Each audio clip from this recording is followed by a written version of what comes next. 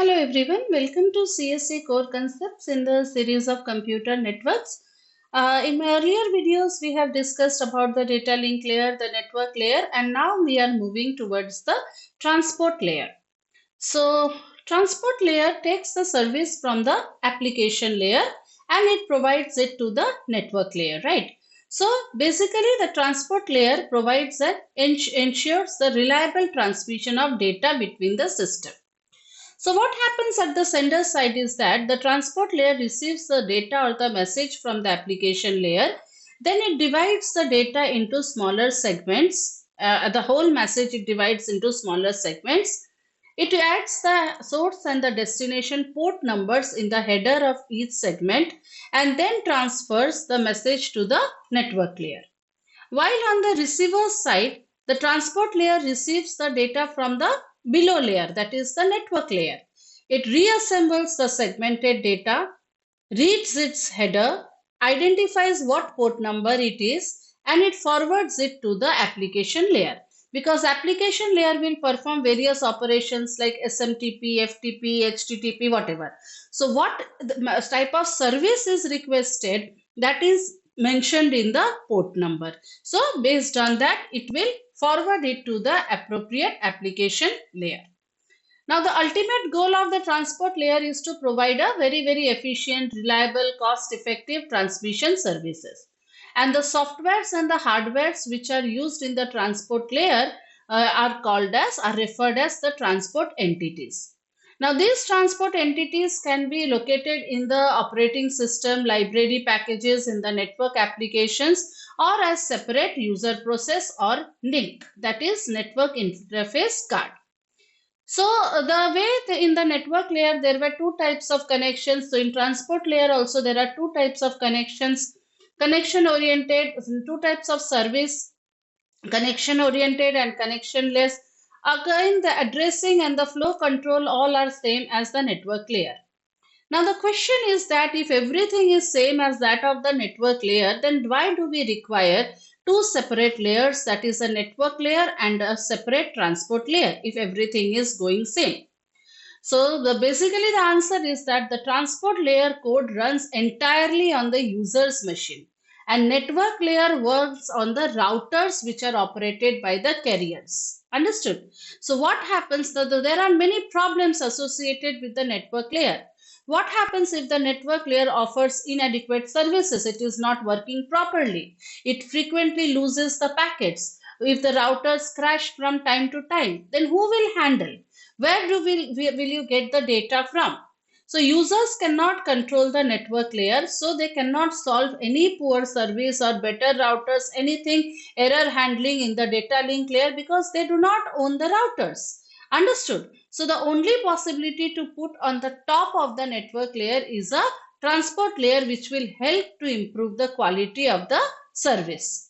So in case if you are going for a connectionless network, the packets are lost or mangled, the transport entity, the transport layer will detect entity. Entity means the transport layer softwares or hardwares can detect the problem and compensate for use it by retransmission. And in a connection-oriented network, a transport entity is informed halfway when a long transmission is going on, long series of packets or segments are going. Okay, so it will tell in the halfway, suppose the network connection terminated in between. Okay, so you don't know suddenly what happened, the network stopped. Okay, so it is the work of the transport layer to set up a new connection. Understood? And it can ask, then it will send a query to the destination to ask how much you received, from where did you stop receiving the segments or the packets, and wherever it has stopped, from there again the transport layer will start sending the segments, right? So it is very important. So network layer will keep its hand up. Okay, the network connection stopped or the router stopped working. Then who is accountable, right? So the transport layer takes the charge. So transport layer breaks the data into segments. So segments are exchanged in the transport layer. So these segments, when they go to the network layer, they become packets. These packets, when they go to the data link layer, they become frames, and these frames, when they go to the physical layer, they become bits, raw bits of data. So when a frame arrives, the data link layer process the frame header. Okay. So first the frame will arrive, right? So when the frame arrives, because this is how first when you on the receiver side, first you go to the data link layer. So the frame header is processed. It will check the frame number, everything. It is removed. Then the data, the packet, it becomes, when the frame header gets removed, it becomes a packet. The packet will go to the network layer. It will check the packet header, remove. Then it will send it to the transport layer. The transport layer will check the segment header, and then it will transfer it to the application layer.